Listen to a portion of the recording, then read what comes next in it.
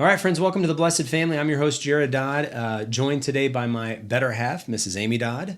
And it is always a joy having Amy on the show, not only because she brings great wisdom, but because it helps me to practice the Lord's presence in not getting anxious about what she's going to say, but trying to find peace. So you just never know what wisdom is going to come out of my wife's mouth. Okay. Well, let's jump right into today's topic.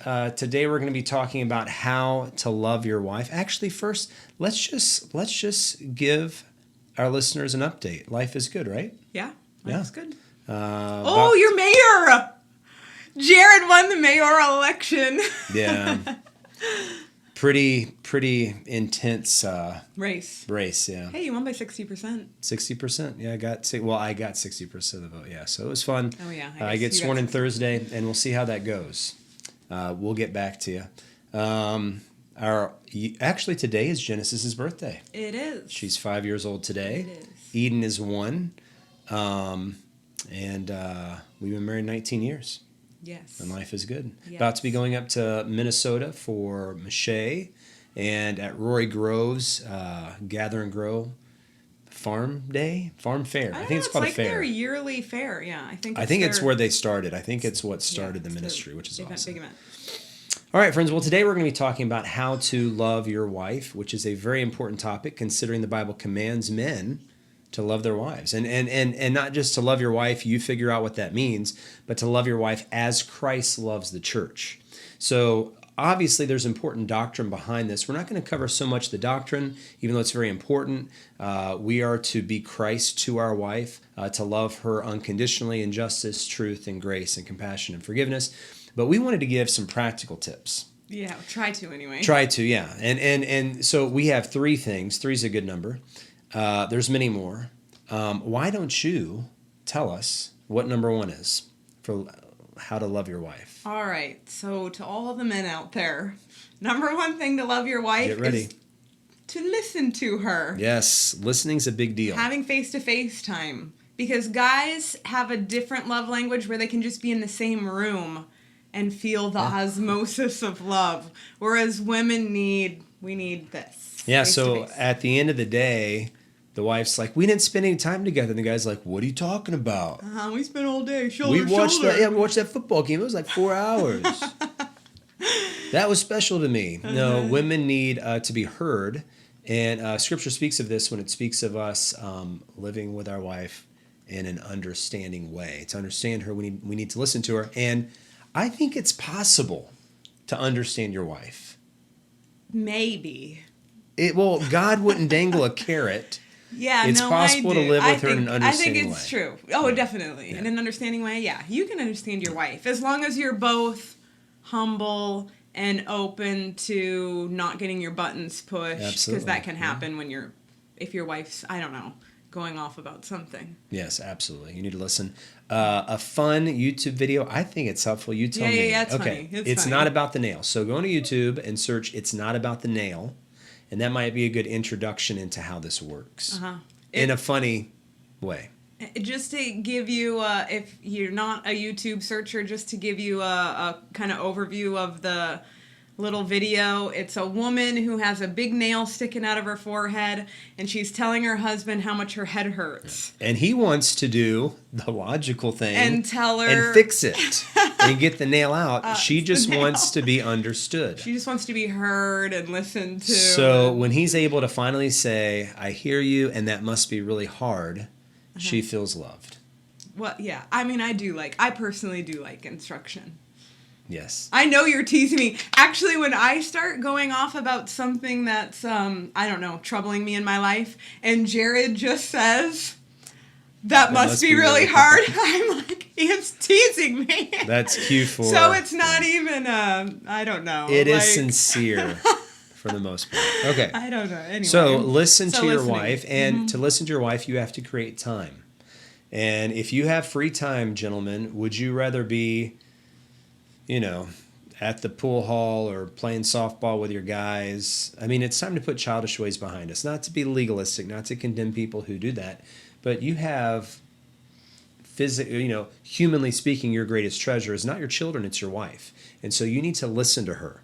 She is your helpmeet. Listen to her, glean wisdom from her. Very often, God guides me and confirms directions through the guidance of my wife. Without your wife, you don't have what it takes to go down. Now, on the flip side of that, for encouraging the men to listen to their wives, if a wife is listening or watching this, like, don't be a nagging wife. Like, be somebody that your husband wants to be around. I think our next show is going to be about how to love your husband. Okay. And here's a good teaser trailer. Don't be a... Nagging, well, you say it, because if I say it... Yeah, okay. She said it. Listen, all of us women know. Like, I mean, it's no secret. All of us women know that we can be irrational and emotional and not think maybe as logically. You would think that most women would know that. You would hope so. Maybe not. I don't know. I'm glad that my wife does. I don't know. Yeah. But anyway, so just make sure that, like, you're enjoyable to be around. So when you're talking to him, even if it's maybe something you're frustrated with your spouse about, you're nice and, I don't know, you're a sweetheart. Yeah, be sweet. Okay, number 1, listen to her. Mrs. Dodd, what is number 2 on how to love your wife? Oh, well, okay, so most of these are things that I came up with. So everybody's different, of course. But the next one would just be, like, help her around the home if she needs it. And, like, listen to what she might need help with. Because it might not be the same thing every time. Because we have 10 kids. And the older ones are working more. So they're not home around, as much. So we divvy up chores and stuff like that.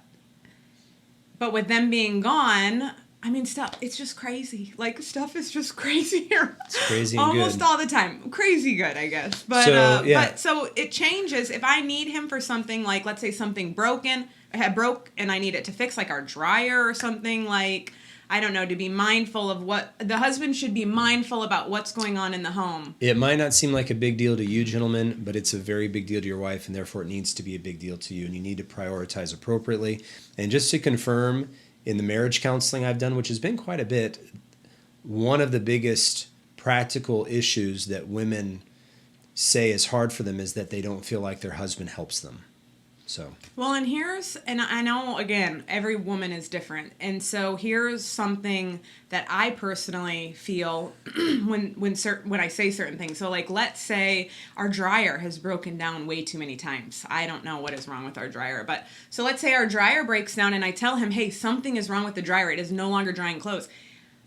I don't mean to throw Jared under the bus, but it can take a couple days for me to say over and over again, Jared, something is wrong with the dryer. And unfortunately, sometimes after like 3 or 4 days, you're talking about 12 people worth of clothes every single day. I'm finally getting a little angry and I'm like, Jared, I am going to a laundromat or I need you to fix the dryer. And then he'll finally get it. That usually, when she threatens to go to a laundromat. And you know what? So I need to repent in that. I mean, and yeah, I can make excuses. Governor wants to have breakfast with me.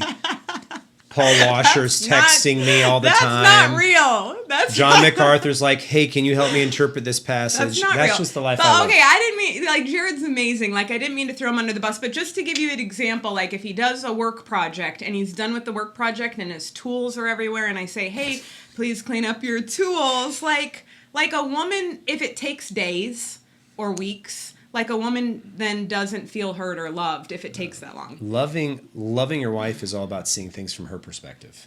Sure. So I've started to learn that a big pile of tools is not attractive and not pleasant. It took me a few years to figure that out because whereas I'd walk by and go, that's cool. Now I'm like, no, not so You're much. like, that's a good porch accessory, the table saw. Yeah, it's out there right now. Yeah. All right. So number 1, listen to her. Number 2, help her in the home. And this third one. Now this could be anything. If I could just go off Please. Because I know I'm different. So let's say a wife maybe would want help like with a load of dishes that day, which our kids have that circulated. But I mean, like, I don't know. Like, everyone's different. So maybe maybe mowing the lawn is too much on her plate, so the husband would mow the lawn, or I don't know. Like, I know for the most part people do have somewhat of a system down, but I feel like if your wife says, hey, I really need help with this, just like, okay, she probably really needs help. You need to be aware and sensitive to what's going on in your wife's world. Mm-hmm. Yeah. Okay, so last one, number 3, and you've all heard of this one. This is love languages. Now, let me tell you what my wife's love language is. Now, well, let me first explain. Love language is what makes you feel loved, okay? And it's all different. Okay, 5 is Words of affirmation, physical touch, acts of service, gifts, and quality time.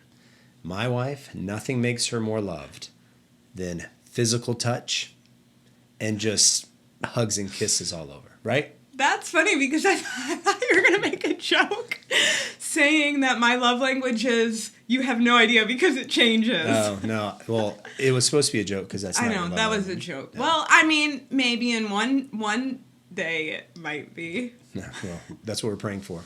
No, so Amy's love languages historically are quality time, acts of service.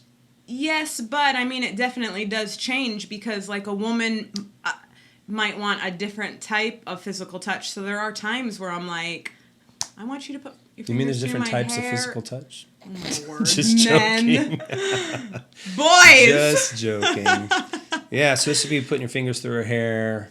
But I don't know. Maybe it doesn't change for a lot of people, but I feel like it does change I've seen yours tweak. But when we first got married, it was quality time, and acts of service. Yeah. So now mine are words of affirmation. But I like occasionally if I'm really feeling, let's say, down and out, and you bring me home some kind of chocolates, I am like, oh my gosh, you're the sweetest husband in the whole universe. So basically what she's saying is you have no idea what her love languages are.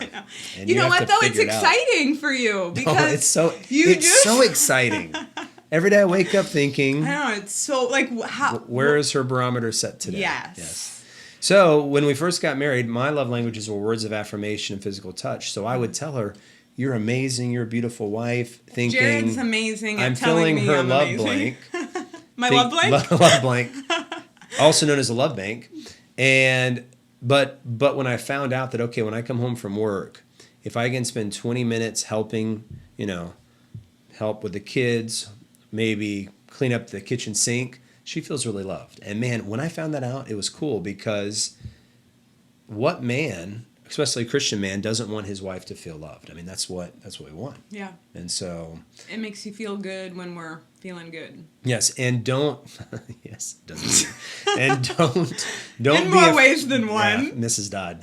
This is a family show. This is called The Blessed Family.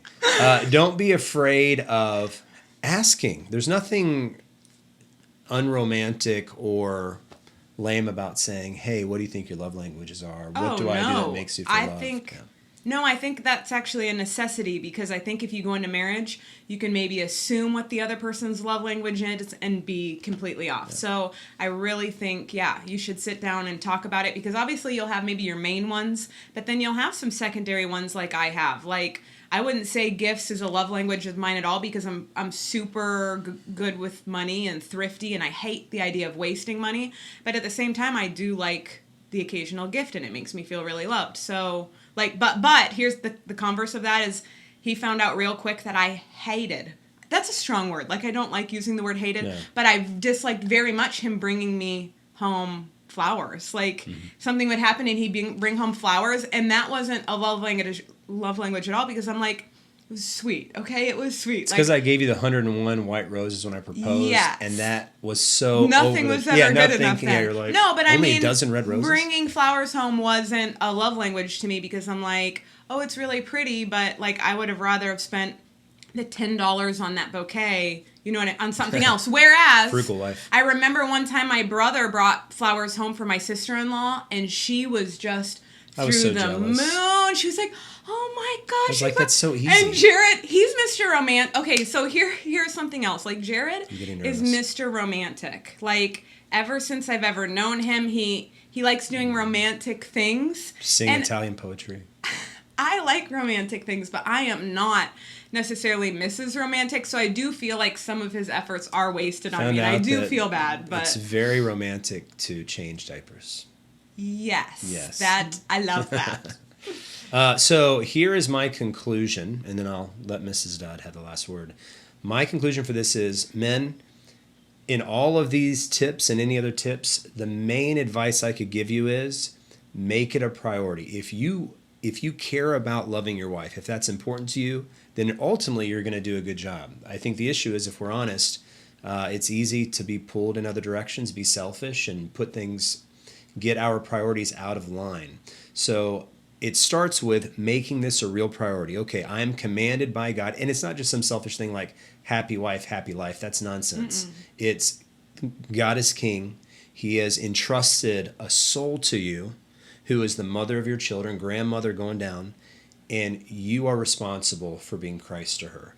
And you need to take that responsibility seriously and endeavor to be the man, the husband that God wants you to be. So that's my conclusion. I love it. You got anything to add to it? No, I mean, are we like landing the airplane? Oh, like, yeah, yeah. This is I thought that was good. I think again, on the converse side of that, I think as a wife, just make sure that you're being sweet, and if you get your buttons pushed, you run it through, I don't know, your filter, like, I don't know, like, okay, am I just getting my buttons pushed because he did something? I don't know, just try to be a sweet wife is what I'm getting at. Try to be a sweet wife. Goes a long way.